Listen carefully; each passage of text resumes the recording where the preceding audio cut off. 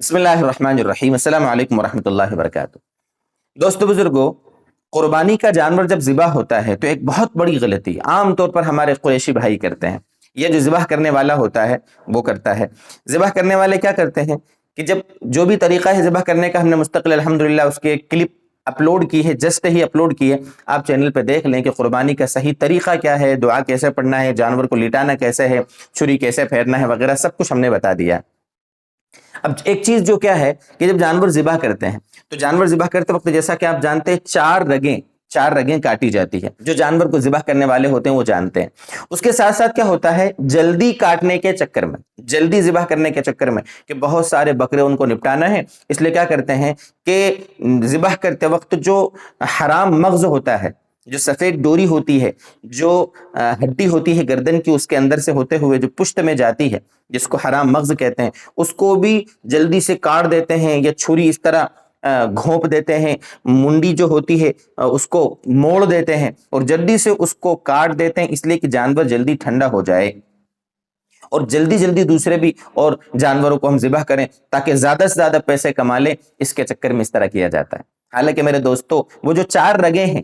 ان کو کاٹنے کی وجہ سے جانور کو تکلیف نہیں ہوتی ہے۔ سائنس، باقاعدہ سائنس سے کہتی ہے، ریسرچ یہ بتاتی ہے کہ حلال طریقے سے جانور کو ذبح کیا جاتا ہے تو اس کو تکلیف ایسے ہوتی ہے جیسے چیونٹی کے کاٹنے سے ہوتی ہے۔ اللہ تعالیٰ اس کو یہ ہمت دیتا ہے، لیکن جو وہ حرام مغز ہوتا ہے اس کو چھری گھونپ کر یا چھری سے اس طرح مار کر اس کو جب کاٹا جاتا ہے نا، اس سے جانور کو بڑی تکلیف ہوتی ہے۔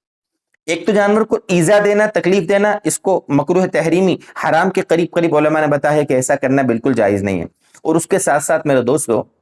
اس کا ایک نقصان بھی ہے۔ جب رگیں کٹتی ہے نا تو جو خون ہے، جو دم مسفوح کہلاتا ہے، جس کو کھانا حرام ہے،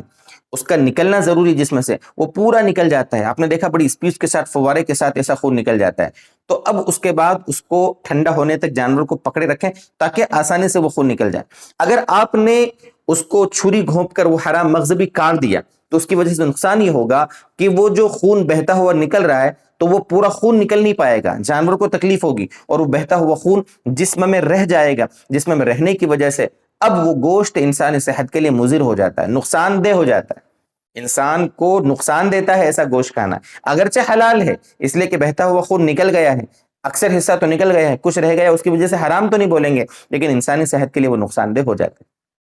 اس لیے میرے دوستو، جہاں تک ہماری یہ کلپ پہنچے، ہمارے قریشی بھائیوں تک یہ بات آپ پہنچائیں، ذبح کرنے والوں تک یہ بات پہنچائیں کہ بھئی جو چار رگیں ہیں ان کو کاٹنے کے بعد 2 منٹ 3 منٹ جانور کو ٹھنڈا ہونے دو، اطمینان سے، تھوڑا پیسے کم کماؤ، اس کی وجہ سے جانور کو تکلیف مت دو۔ آپ